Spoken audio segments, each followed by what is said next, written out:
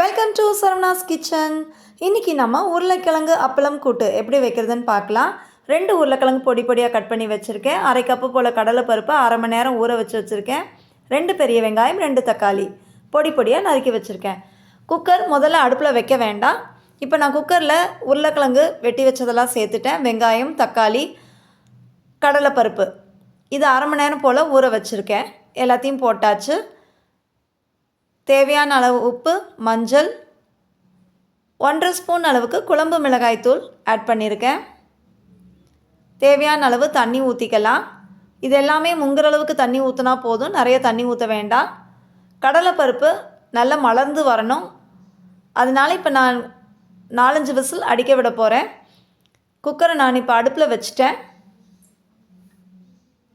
இது ஒரு பக்கம் இருக்கட்டும். இப்போ நான் எண்ணெய் காய வச்சுருக்கேன்.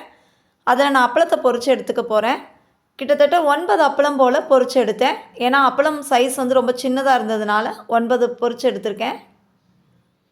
பெரிய அப்பளமாக இருந்தால் 5 கூட தாராளமாக போதும், இல்லாட்டி 7 அப்பளம் கூட பொரிச்சுக்கோங்க. இப்போ 4 விசில் அடிச்சிருச்சு. பாருங்கள், கடலைப்பருப்பு நல்ல பூ மாதிரி மலர்ந்து வந்திருக்கு பாருங்கள். இதுதான் பக்குவம். இதுக்கு மேலே ரொம்ப குழைய விட்டுறாதீங்க. இப்போ நான் மறுபடியும் அடுப்பை பற்ற வச்சு ஸ்டவ்வில் வச்சுட்டேன்.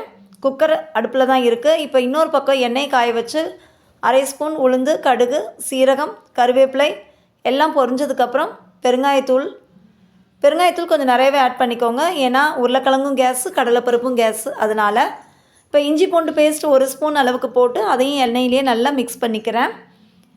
இஞ்சி பூண்டு பேஸ்ட் கலர் சேஞ்ச் ஆகணும். அது வரையும் எண்ணெயில் அது ஃப்ரை ஆகட்டும். பாருங்கள், கலர் சேஞ்ச் ஆயிடுச்சு. இப்போ இதை நம்ம எடுத்து குக்கரில் கொட்டிடலாம். இன்னொரு அடுப்பில் குக்கரை நான் வச்சு அந்த கடலைப்பருப்பு கொதிக்க விட்டுக்கிட்டு இருக்கேன். அதில் தான் நான் இப்போ தாளித்ததை கொட்டினேன். அப்பளத்தை இந்த மாதிரி பொடியாக போட்டுக்கலாம். 2-3 உடச்சி போட்டால் கூட போதும். இப்போ இது எல்லாத்தையும் நல்லா மிக்ஸ் பண்ணி விட்டுறலாம்.